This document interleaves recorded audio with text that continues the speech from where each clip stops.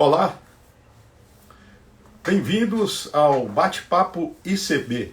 Esta é uma parceria do Canal da Cajucultura, Instituto Caju Brasil e Blog da Cajucultura no Instagram.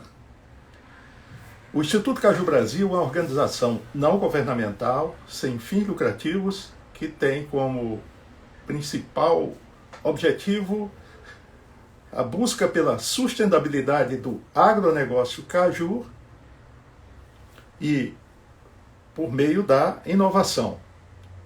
Sejam, então, muito bem-vindos a este bate-papo, sempre aos sábados, numa iniciativa do Instituto Caju Brasil. E, a partir desta semana, o Instituto Caju Brasil vai lançar no seu site a adesão para sócios, sócios do Instituto Caju Brasil, no sentido de ampliação do seu quadro, do seu quadro de sócios, sócios mantenedores, sócios colaboradores. Então, na próxima terça-feira, então, no site do Instituto Caju Brasil, estaremos fazendo o lançamento dessa campanha de adesão de sócios para o ICB.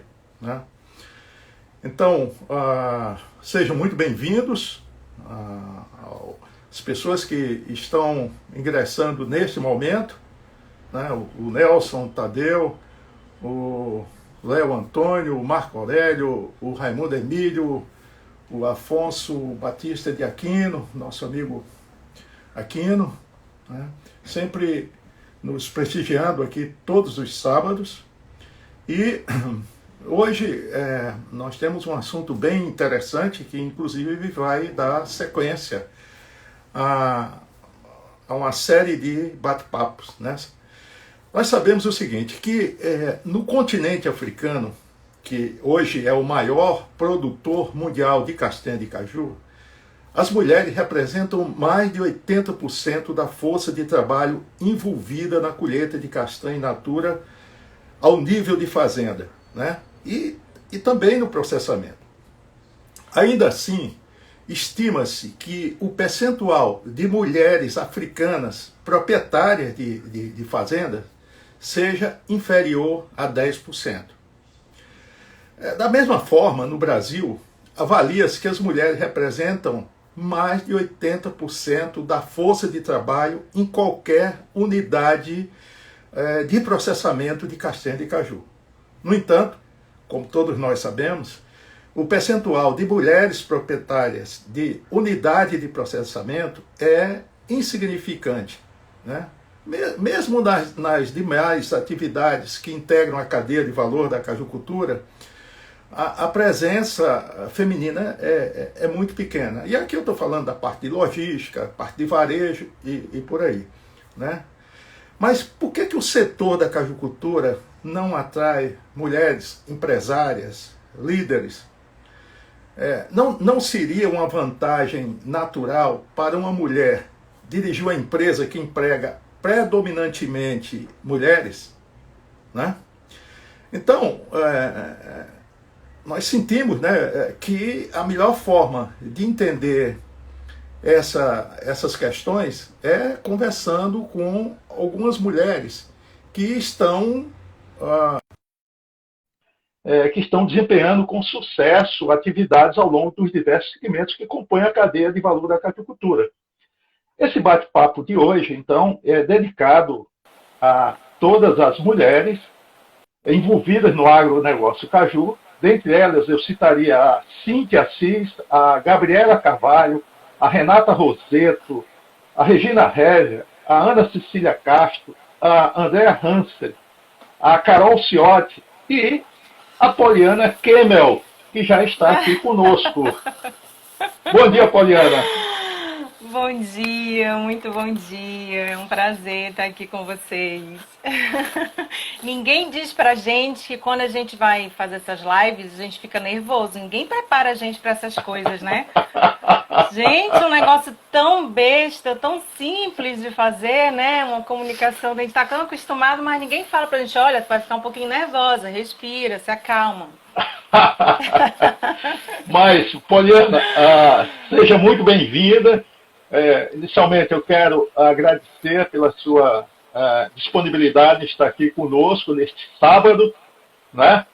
É, e, e, antes de tudo, eu gostaria que você se apresentasse para as pessoas que estão nos assistindo nesse momento, né? Quem é essa para-cearense?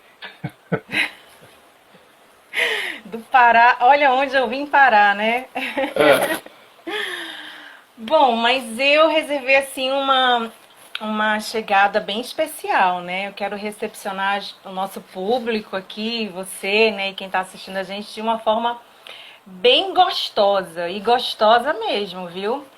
E aí, claro, em homenagem ao blog da Caju Cultura e de todas as pessoas que estão envolvidas nesse processo, eu não poderia deixar de dar boas-vindas, um bom dia, com essas delícias da nossa Caju Cultura, tá? Então eu preparei isso aqui para vocês. Claro que eu que vou comer e tomar sozinha, mas eu tô compartilhando, tá bom?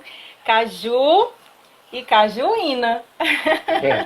Vamos aproveitar a safra de vitamina C.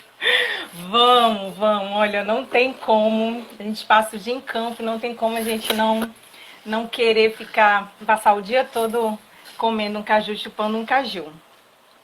Bom, mas então, é, eu sou Poliana Kemmel, né? Poliana da Silva Kemmel, tem um da Silva muito forte aí no meio do meu nome. Sou paraense, mas eu sou apaixonada pelo Nordeste. Já estou aqui há 17 anos e meio, me formei na UFC, mas iniciei a minha faculdade lá na Federal Rural de Pernambuco. Então eu sou bem nordestina mesmo, né? Arretada, como vocês dizem. E tenho muito orgulho de ser uma engenheira agrônoma e mais orgulho ainda de ter me enveredado para os trabalhos de assistência técnica e extensão rural, que é a minha área.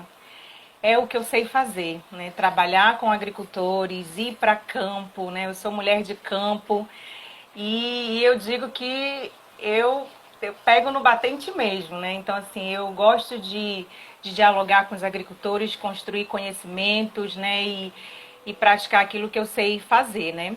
Claro que em todo esse meu caminhar, o meu processo é sempre evolutivo, né? Muito eu aprendo com os agricultores e é isso que é importante, né?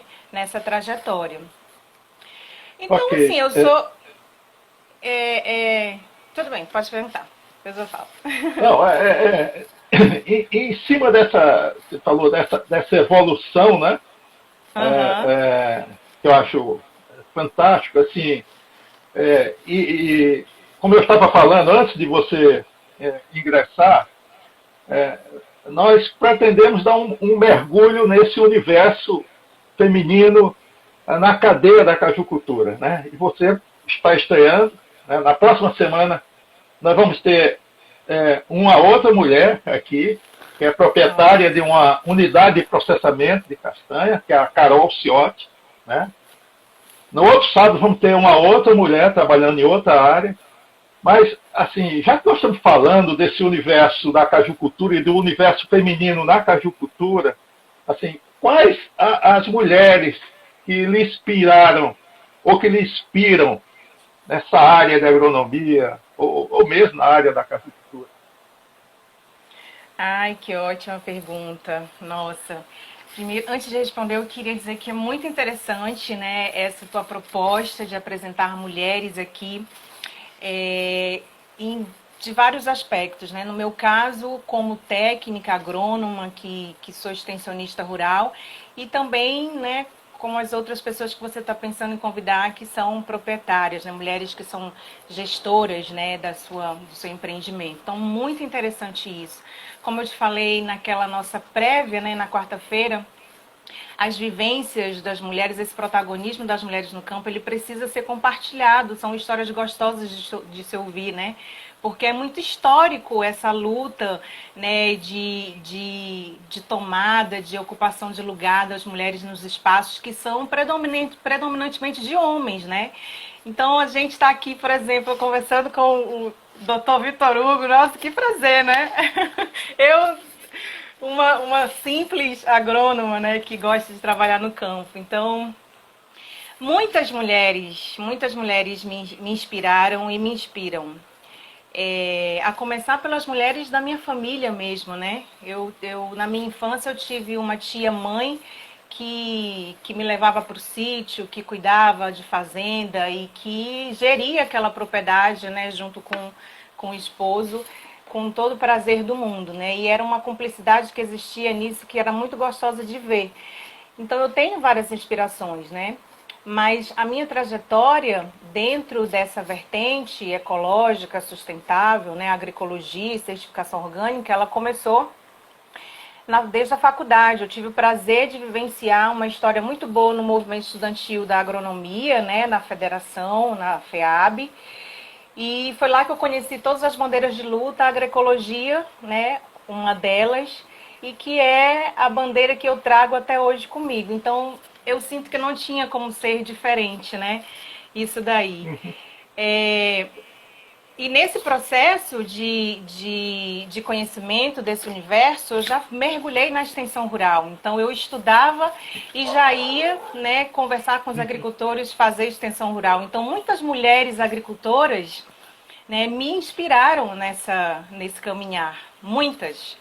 Agora, do ponto de vista mesmo assim, agronômico, de pesquisa, eu me inspirei muito na Ana Maria Primavesi, né, que faleceu esse ano, mas ela eu trago comigo no meu coração muitos ensinamentos dela. Eu não tive o prazer de conhecê-la, mas é uma mulher que me inspira muito dentro desse processo. Muito bem. Você falou na extensão rural. Eu comecei minha vida profissional na extensão rural. E disse que não existe ex-extensionista. Né? Uma vez extensionista até o fim da vida, você será extensionista. Eu acho que é o meu caso até hoje, apesar de ter atuado muito tempo na pesquisa. Mas você falou já aí... Já quer voltar, né? Tenho certeza que já quer voltar, assim, daquela pitadinha de... Isso é uma cachaça, né? E tirando o gosto com caju, então, melhor ainda. Mas você falou na Ana Maria Primavesi, né? Que também, eu lembro, foi uma referência para mim na minha época de faculdade. Você atua no nicho assim, chamado cajucultura orgânica, né? A minha pergunta é, o número de polianas com atividades na cajucultura tem crescido no Ceará, assim, na sua visão, né? Independentemente do sistema ser orgânico ou convencional? Você tem visto mais polianas no campo? Nossa, eu espero que eu esteja realmente assim inspirando mulheres, né? Como outras mulheres também me inspiram. Mas sim, eu gostaria de responder essa pergunta, mais falando a nível de extensão mesmo, né? De mulheres agrônomas, técnicas e até mulheres que não têm essa formação profissional, mas acabam enveredando e buscando conhecimento nisso, né? E eu tenho percebido que essa presença, esse protagonismo no campo, né, aumentando cada vez mais. E eu entendo que isso é fruto muito de uma luta histórica que a gente tem vivido, né? A agricultura é uma prática linda, uma prática maravilhosa, que ela não pode ser estigmatizada só como uma atividade específica para homens, né? Porque precisa de trabalho braçal, né? E outras atividades mais pesadas. Mas as mulheres estão ali em todas as etapas, né, de um processo produtivo, em todas as etapas. Até muito, eu diria que até muito mais do que os homens. Não que eu esteja desmerecendo vocês homens, né? Ai de mim são os homens, eu adoro os homens. Mas eu também adoro as mulheres, principalmente aquelas que gostam de fazer história e que gostam de transformar vidas. Então, assim, a gente sabe, o que eu estou dizendo aqui é histórico, né? Então, as mulheres naturalmente assumem mais coisas do que o homem, né? Assumem o lar, né? Assumem cuidados com os filhos, que muitas vezes o companheiro não tem. Então, eu tenho visto sim essa história evoluir, né? E mais mulheres quererem fazer essas mudanças no campo, no meio rural, né? Então, sim, tem muitas extensionistas, muitas agrônomas que estão decidindo fazer pesquisa, porque gostam de pesquisa, mas a pesquisa em loco, em campo, porque nós também somos pesquisadoras. Eu não sou doutora, mas eu sei que o meu trabalho em agroecologia, agricultura orgânica, juntamente com os agricultores, é um trabalho que envolve muita pesquisa e observação, né? Então, assim, é muito bom ver como isso tem crescido. Que bom. É, você falando nesse crescimento, né? E a cajucultura orgânica, né? Como qualquer outra, vamos dizer assim, tipo de cultivo orgânico, é uma tendência que tem crescido bastante, né? Em outras espécies frutíferas. E eu te pergunto, você como trabalhando na linha de frente, no campo, como é que tem sido para você, como mulher agrônoma, o nível de resistência dos produtores em adotar o sistema de produção? Né? É difícil, como é que é?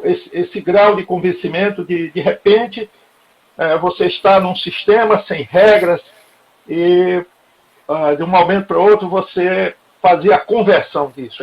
Como é que está o grau de resistência do cajucultor cearense em relação à adoção do sistema de cajucultura orgânica? Olha, doutor Vitor, é o que eu sempre gosto muito de dialogar com os produtores, né, os agricultores. Se existe resistência, não existe o querer de transformação, não existe a vontade de adotar aquela prática.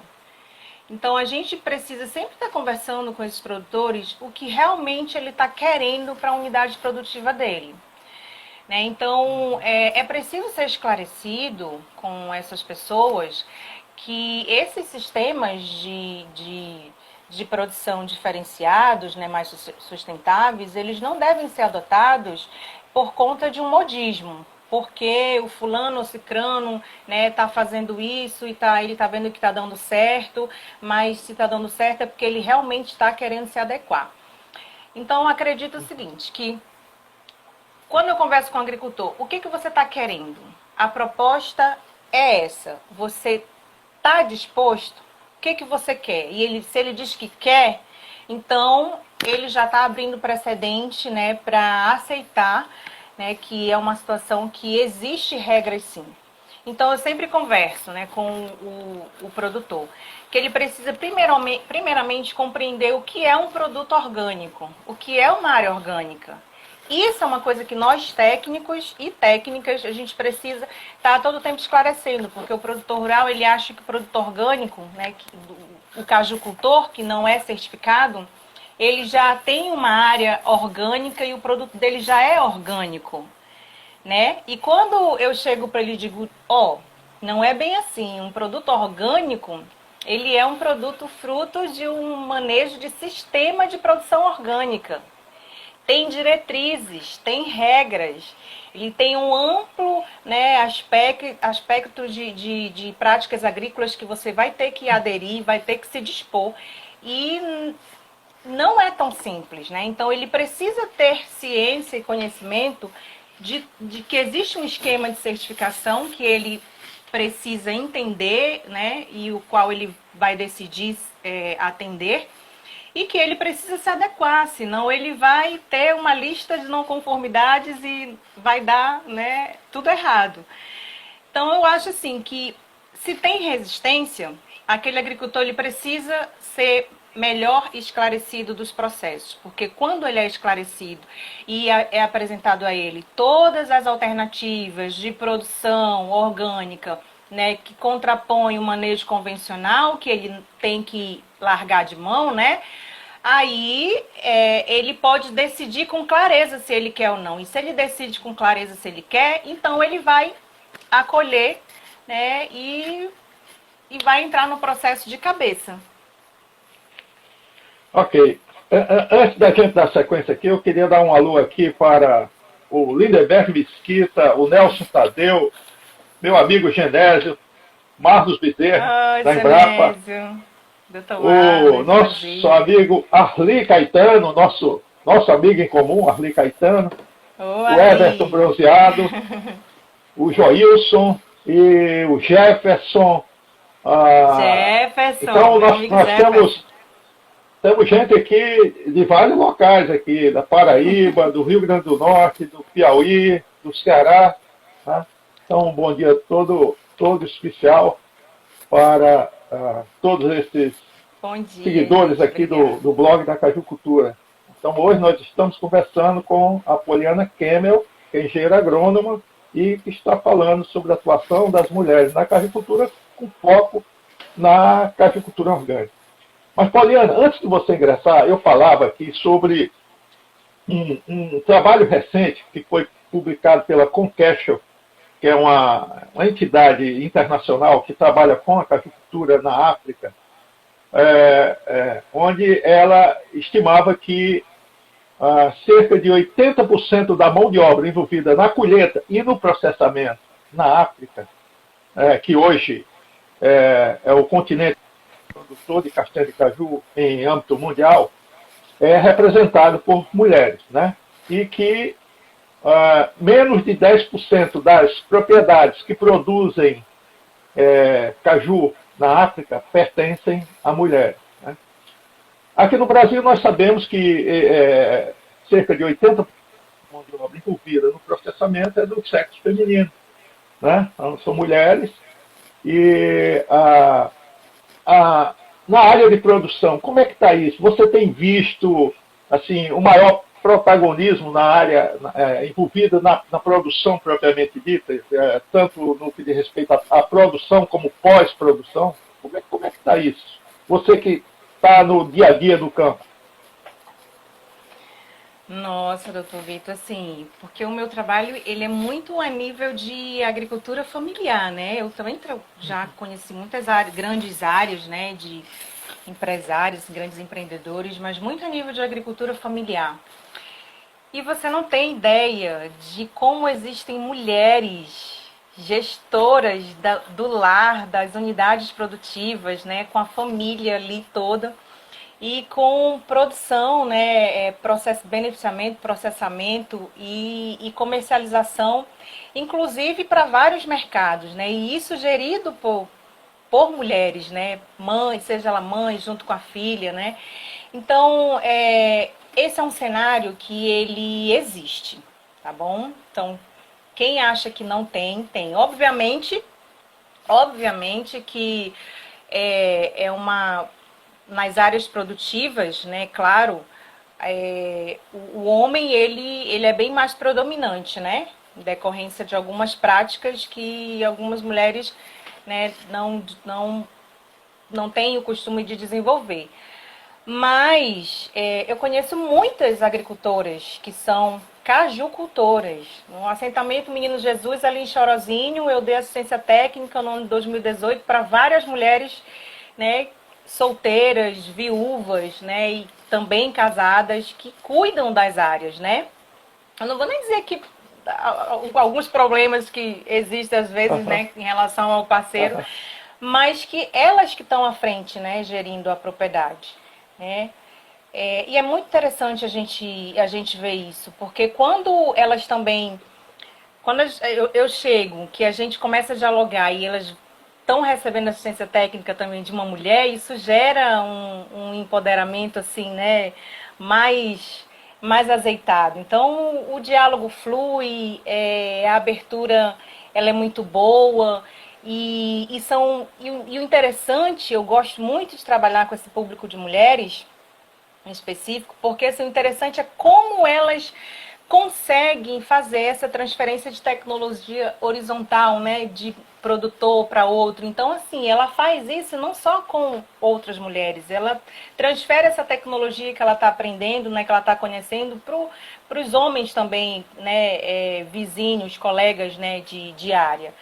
Então, é uma maravilha você ver isso, né? E aí eu pergunto, meu Deus, por que esse protagonismo não é contabilizado, né? Não é evidenciado? Porque a gente precisa entender que as mulheres, elas têm competências técnicas, assim como os homens têm também competências técnicas, né, para gerir uma propriedade, né, e desenvolver e planejar atividades. Por mais que ela não vá lá fazer um trabalho braçal, mas ela sabe muito bem planejar, organizar e contratar aquela mão de obra e saber exatamente, né, o que ela vai fazer. Existe Isso uma certa invisibilidade, vamos dizer assim, né, nesse protagonismo feminino. existe. E apesar de que em algumas atividades ela tem um destaque, como é o caso do processamento, né, que muitas mulheres estão envolvidas mesmo nisso, mas ainda é uma coisa que é vista muito singular. Por exemplo, coisas que que eu percebi, né? Você, na fase do processamento, existem atividades que são divididas, né, e que a mulher não pode fazer. Na parte de secagem, eu já vi muitas situações de a mulher ter a competência, né, de desenvolver essa etapa, mas ser dialogado com ela, que é uma atividade especificamente para homem, porque ele consegue, né, porque elas não têm estudo, porque o homem consegue ter mais domínio de tempo, de hora de secagem, né, do produto. E ser dialogado com elas que a atividade do processamento que mais se enquadra para elas é a parte de despeliculagem, porque ela tem habilidade com as mãos, né, uma visibilidade melhor do produto para selecionar o produto mais do que o homem.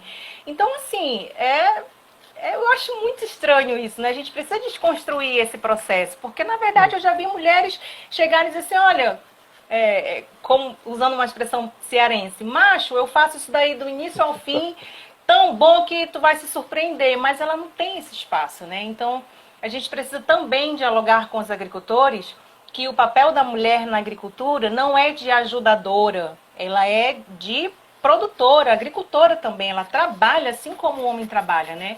Em todas as etapas. E aí é muito difícil desconstruir isso, mas Mas é possível. É um processo, né? É um processo que... É um processo. Vamos chegar lá. Agora, Poliana, voltando para, vamos dizer assim, o seu ofício maior, que é a questão da cajucultura orgânica. É muito complicado você converter uma área de cajucultura convencional para o sistema orgânico. Quais são os principais passos? Ótimo, entendi. Doutor Vitor, eu digo muito que é trabalhoso tanto quanto você está trabalhando numa área convencional. Você faz as mesmas coisas, só que diferente. Entendeu, né? Então, assim, quando o agricultor ele entende que ele quer transformar a unidade produtiva dele numa área de produção de alimentos saudáveis, né? Numa área onde ele vai fazer um manejo diferente do solo dele, né? Para tornar esse solo mais vivo, mais fértil e dar uma resposta melhor à produtividade. Quando ele entende que ele pode se adequar às normas orgânicas com toda a informação de prática de manejo que pode substituir o convencional, então eu creio que não seja difícil para ele se adequar, certo? E assim, o que a gente vê em relação à dificuldade do produtor quando ele não consegue adequar alguma etapa no sistema de produção orgânico, é exatamente em decorrência de uma falta de um acompanhamento mais efetivo para desenvolver essas práticas e essas atividades com eles.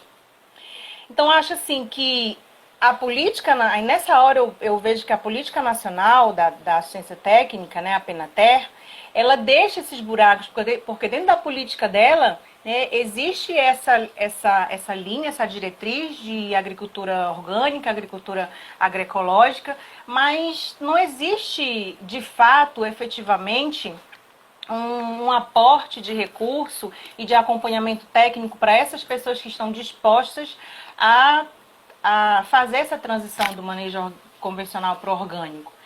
E é muito disso que falta. E é exatamente o gargalo que a gente enfrenta em relação a algumas dificuldades. Porque se eu disser lá para o agricultor, olha, produtor, você, a partir de hoje, você já tem um plano de conversão de manejo orgânico, né? Já tem um plano de manejo, e você não pode mais usar a cama de frango na tua área. Aí ele vai te perguntar assim, eu vou usar o quê? E a gente tem que dizer para ele o que, que ele vai usar e dizer como ele vai usar e praticar isso com ele. Né? E é o que não acontece em muitos casos. Então, eu acho que a gente precisa começar a discutir melhor esses entraves e fazer parcerias, né? Rediscutir a política de assistência técnica para realmente efetivar essa diretriz e a gente conseguir realmente fazer esse acompanhamento desses produtores no campo para que eles consigam atingir sempre, né, 100% as adequações do manejo orgânico, né, que ele pede, né, que o esquema pede. Pessoal, nós estamos conversando com a Poliana Kemmel, que entrou agora mais recente, nós estamos conversando com a Poliana Kemmel, que é engenheira agrônoma, que atua na área da cajucultura orgânica, agroecológica, né, e estamos, hoje é Mulheres na Cajucultura. Né? Essa é uma série que nós estamos iniciando com a Poliana. Na próxima semana teremos uma outra convidada. Né? Então, agora, Poliana, como toda atividade, como toda atividade, eu costumo dizer o seguinte, que a cajucultura ela é um negócio como outro qualquer. Né? E como tal, ela tem que dar lucro. Né? Afinal de contas, não dá para ser apenas por paixão. Né? Todos nós somos apaixonados pela agricultura, mas no final das contas, ela tem que pagar as contas. Todo mundo quer ganhar dinheiro. No final das contas, todo mundo quer ganhar dinheiro. E é justo, né? Esse é o sistema. Né? A minha pergunta é, do ponto de vista econômico, né? Eu estou falando em termos de cajucultura orgânica. Vale a pena essa conversão? Existe mercado? Pronto. Antes de eu responder essa pergunta, eu queria te dizer assim o passo a passo que é para uma certificação, né? Porque existem dois processos de certificação. Eu tenho a certificação, né, através de uma certificadora, né, auditoria por certificador, e eu tenho o SPG, né, que é a certificação por Sistema Participativo de Garantia, né, que ele é muito visado para grupos, né, de produtores que estão no mesmo espaço, no mesmo território, né. E o que eu atuo atualmente é na parte de certificação, né, por certificadora, auditoria de certificadora. Então, o primeiro passo para a gente iniciar esse processo, como eu já citei, é o produtor saber se ele quer realmente se adequar a uma legislação, né, a um sistema de produção orgânico. Então, ele precisa ser disposto para ele, né, o esquema de certificação que ele pode atender. Então, ele precisa, primeiramente, definir o seguinte: qual é o produto que ele quer certificar? O que ele produz? Né? Ele quer certificar um produto na produção primária vegetal, animal, extrativismo? Então, ele tem que definir qual é o escopo né, que ele quer atender, né? E depois decidir a que mercado ele quer disponibilizar esse produto. Se é o mercado brasileiro, né? Se é o mercado europeu, né? E aí, assim, quando que a gente chama de esquema de certificação. Quando ele decide isso, aí sim a gente vai começar a conversar com ele quais são todos os trabalhos que ele vai ter, né, que desenvolver na propriedade, baseado nesse esquema que ele quer atender. E é nessa hora que a gente dialoga com ele, que é uma situação que vale a pena, porque obviamente, todo o processo de certificação orgânico, ele tem o objetivo de transformar aquela unidade produtiva num local mais sustentável, produção de alimentos saudáveis, e em decorrência disso, o valor a esse produto é agregado, né? Exatamente porque ele segue um esquema de referência internacional, né? Se for o caso dele atender um esquema internacional. Então, não tem como não valer a pena. E uma das coisas que a gente também dialoga com ele é a abertura, né, que dá para ele acessar novos mercados, atingir novos clientes, né, com aquele produto. Então, hoje em dia, existe uma demanda muito grande, principalmente para a castanha, né, com os esquemas de certificação internacional, né, que o produtor pode atender. Então, ele decidindo isso, ele pode dar entrada num processo num pedido para uma certificadora, né? Então ele faz preenche um formulário de proposta, né? De solicitação de proposta comercial. Já tem umas certificadoras que no site mesmo você já preenche a própria proposta e ele já analisa, mas tem outras que você faz a solicitação, ele manda a proposta do formulário, você preenche, isso vai ser analisado, e aí, se ela decidir atender, aí é que o trabalho começa, porque a gente tem que desenvolver com o agricultor um plano de manejo orgânico para ele. Então, que ele vai desenvolver aquelas atividades durante todo o ano. E o que ele colocar nesse plano de manejo orgânico, ele tem que atender. E se ele esquecer de colocar alguma coisa, né, e ele fizer e for detectado que não está no plano de manejo orgânico, isso já pega mal para ele, né? Já pode gerar uma não conformidade. Então é nessa hora que eu falo que é importante a gente ter os acompanhamentos, né?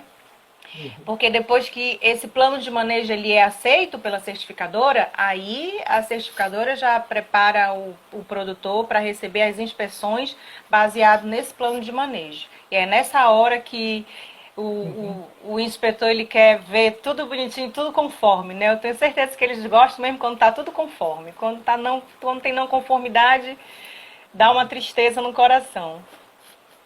Bom,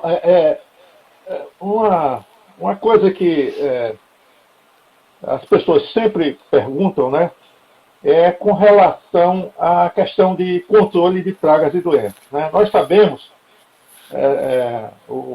o Antônio Lindenberg Mesquita, que é uma das autoridades na área de entomologia do cajueiro, ele relata que existem mais de 100 pragas associadas ao cajueiro. Doenças você tem um número menor, mas tão importante quanto do ponto de vista de danos econômicos. Minha pergunta é o seguinte, como é que a cajucultura orgânica tem enfrentado vilões como broca das pontas, traça das castanhas, oídio, né? Como é que é a questão dos produtos para o controle dessas pragas e doenças que não deixam os cajueiros e os cajucultores em paz? Eita, então eu sigo esses pesquisadores aí todinhos, que eu gosto de ver tudo que eles postam, me comunico com eles, tiro dúvidas. Inclusive o Antônio está nos assistindo nesse momento. Eu vi que ele entrou. Eu sigo ele, eu sigo. Se eu disser que em algumas áreas que eu vou, né, e faço essa observação de incidência de praga ou doença, e se eu disser que não tem, fica até uma coisa inacreditável, né? Logo para a cajucultura. Mas, de fato, assim, é uma coisa que A gente está fazendo um acompanhamento muito acirrado em relação a isso. Mas é o seguinte, agora eu vou ter que dar uma de agroecologista aqui mesmo, de técnica orgânica. A gente acredita no sistema de manejo orgânico e agroecológico, né? Tenho que falar porque eu sou agroecologista, que a melhor resposta de uma unidade produtiva, né, para que uma planta fique saudável e não tenha incidência de pragas e doenças, é você ter um manejo ecológico do solo. Então, muitas pesquisas mostram que quando você faz um aporte, né, de adubação orgânica com algumas plantas que são adaptadas e são específicas e faz um aporte de matéria orgânica, a fertilidade do solo, a médio e longo prazo, ela melhora, né? E a produtividade dessa área também é melhorada significativamente. Então, baseado nisso, nesse sistema de produção orgânica, a gente conversa muito com o produtor para ele sempre reforçar no plano de manejo dele essas práticas de manejo e conservação do solo. E também de adubação. Muitos produtores que não estão fazendo adubação, a gente vai conversa com eles que eles precisam realizar adubação e fazer esse aporte, para que realmente minimize essa incidência. Mas assim, doutor Vitor, dentro das legislações tem uma lista dependendo do esquema, né? Tem uma lista de produtos que são permitidos do produtor usar ou não dentro do processo de produção orgânica. E o agricultor ele tem que estar de posse dessa lista de produtos, porque nem todo produto que é indicado ele está registrado e ele está permitido. Tem produto que na legislação brasileira é permitido, mas se esse produtor atende um esquema europeu, no europeu não é, então ele já não tem que usar para nem outro. E aí, assim, em relação às pragas do cajueiro, a gente orienta muito dois tipos de produtos que são permitidos, né? Que é a cauda bordaleza, que dá para a gente tratar ácaros, né? Dá para a gente tratar alguns insetos, né? E minimizar essa incidência de doença. A cauda sulfocáustica também. O cúmulus já teve produtor que utilizou, mas como não é um produto registrado ainda, fica meio complicado, né? Não está liberado esse produto, então pode ser considerado não conformidade. E a gente vai tentando desenvolver essa produção orgânica baseado, né, nessa lista de produtos permitidos. Então, em decorrência disso, de não ter exatamente muito produto orgânico para combate de praga ainda desenvolvido, registrado, queria eu que tivesse metade de produtos orgânicos que tem no compêndio dos defensivos agrícolas. Mas aí a gente pede para reforçar essa parte do manejo de solo com esse aporte de adubação verde, né, de cobertura de solo, de matéria orgânica, né, que é exatamente para melhorar a fertilidade e a produtividade. Aliás, essa estratégia assim, é essencial, né? Porque a planta bem nutrida, ela já, em termos de praga e doença, ela já adquire, vou dizer assim, uma maior tolerância, não vou dizer resistência, mas uma maior tolerância à incidência de pragas, de doenças, né? E essa dificuldade, na realidade, às vezes eu fico pensando se esse pequeno número de produtos que existem registrados, inclusive para o sistema convencional, né? Hoje no mapa nós só temos 15 produtos registrados para o controle de pragas e doenças do cajueiro. E às vezes eu me pergunto se isso não tem o seu lado, né? esse número pequeno. Claro que mas que a gente observa a tendência, principalmente dos mercados europeus, como você acabou de mencionar, existem produtos que são permitidos aqui no Brasil, mas que já foram banidos em outros países, né? Então, essa é uma coisa que a gente tem que lidar com muito cuidado, principalmente quando a gente trabalha com uma commodity, né? Como é o caso da castanha. Mas você falou aí na questão de produtividade, né? A questão da produtividade na cajucultura, a professora Laiane aqui está dizendo aqui, teoria da trofobiose. Exatamente, professora, é isso mesmo. Ana Primavera falava muito disso nos livros dela. Mas a questão da produtividade na cajucultura, né? Ontem eu participei de uma reunião do IBGE, vendo a questão da estimativa de safra do estado do Ceará para o corrente ano, né? E a gente vê que, felizmente, a produtividade, as estimativas de produtividade, aos poucos, estão crescendo no estado do Ceará, né? Mas ainda deixam muito a desejar. Embora nós saibamos que existem casos de produtividade bem assim, expressivas. E no caso da cajucultura orgânica, Poliana, assim, qual a produtividade máxima que você já observou no sistema de produção orgânica? Pois tudo é baseado em relação... Tudo é uma resposta a um bom manejo, né? Um solo nutrido vai ter uma planta nutrida que ela vai dar uma resposta mais expressiva.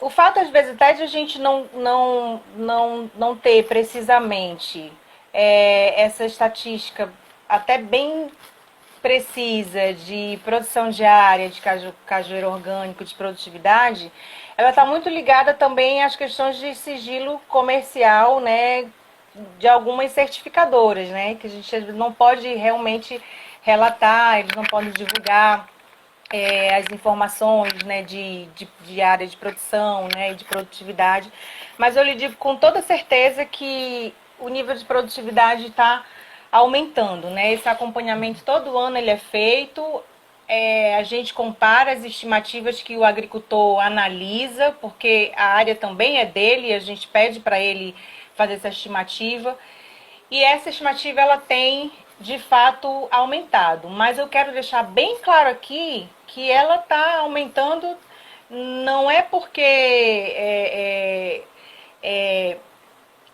aumentando exatamente porque ele está mudando e melhorando as práticas deles de conservação e de adubação, né, desse solo, dessa área. E aí realmente não tem como você não ter essa resposta. Eu acho assim que a nossa bibliografia nacional em relação à produção de orgânicos, ela ainda deixa muito a desejar, mas a internacional, se você pesquisar isso aí de forma geral, não só a cajucultura, mas você vai ver muitas pesquisas, muitos trabalhos relatados, né, de áreas acompanhadas, né, de longo prazo, onde é relatado o aporte de matéria orgânica no solo e as respostas em relação à produtividade em decorrência desse aporte, né, de matéria e de adubação, né? E fatalmente a diminuição também de algumas práticas que a gente também dialoga com o agricultor, que não é fazer as arações muito profundas, né? Fazer o consórcio dessas áreas com adubos verdes, e aí também uma coisa que a gente precisa fortalecer essa pesquisa, né? De quais são as gramíneas e as leguminosas que dão certo ali nos consórcios com os cajucultores, com os pés de cajus que pode fortalecer essa área, né? Então, tudo isso a gente precisa alinhar e precisa solidificar, né? Dentro desse processo, dentro da cadeia. E a gente a Embrapa precisa fazer parcerias e mais parcerias aí com as certificadoras, com agroindústrias, para fazer acompanhamento técnico. Você falou na Embrapa, tem uma pergunta aqui do Marlos Bezerra, que é da Embrapa. A pergunta dele é: quantas certificadoras atuam na cajucultura na nossa região? E a certificação social é representativa na cajucultura? Então, são duas perguntas, né? Quantas certificadoras atuam na cajucultura aqui no no Ceará e se a certificação social é representativa na cajucultura. Pronto, nós temos atuando aqui como certificador, tem o IBD ele certifica, ele está atuante no estado do Ceará, a certificadora IMO, a Ecocert, né, através de algumas agroindústrias, né, são umas que estão bem atuantes mesmo. E em relação ao social, que eu acho que ele está perguntando do SPG, né, Sistema Participativo, não é isso? Uhum. Pronto. A gente tem, mas assim, a gente tem várias certificadoras, né, atuando em vários estados, né? Em relação a SPG, o que pega mais é a questão do registro das OPACs, né? Porque para você montar o sistema SPG, você precisa registrar um organismo, né, de avaliação de conformidade junto ao mapa. E o mapa ele precisa inspecionar esse grupo e ceder a autorização. Esse processo ele é muito burocrático.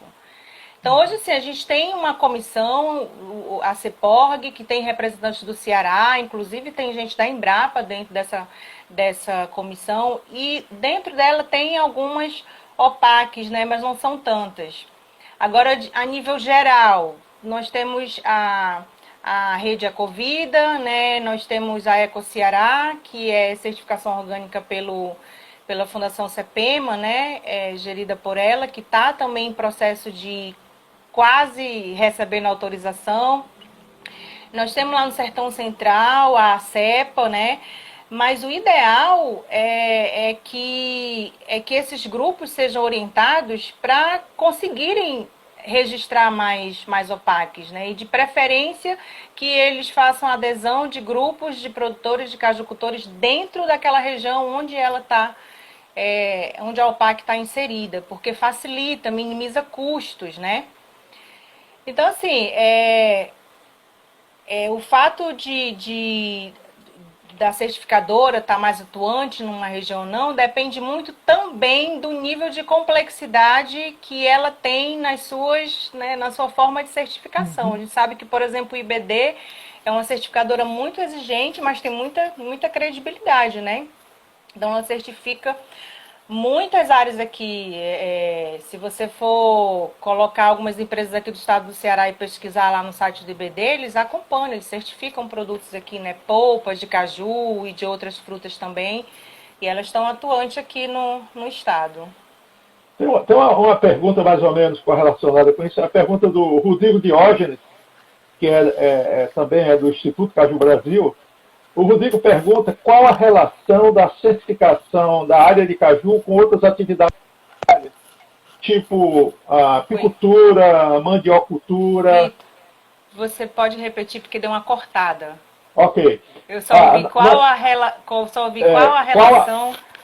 Qual a relação da certificação da área de caju com outras atividades secundárias, tipo apicultura, mandiocultura?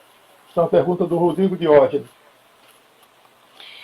Olha, uma área, um empreendedor, uma empresa, um grupo produtor, ele pode ter vários escopos, né, e atender vários esquemas de certificação numa mesma área. Tem produtores de caju que também tem produção paralela de mel e pede a certificação, né, desse escopo, mas aí são duas certificações diferentes, né, que são dois processos diferentes, que a legislação para a produção vegetal, ela é diferente para a legislação, né, de produção animal. Então, assim, essa relação, ela é muito favorável, né? Lógico que dá mais trabalho para o produtor ele atender, mas se ele estiver disposto a atender a ter esse escopo, não tem problema nenhum, ele dá entrada nos dois processos, entendeu? Então, a associação que você pode ter, né, numa propriedade de produção vegetal e animal, ela é totalmente benéfica.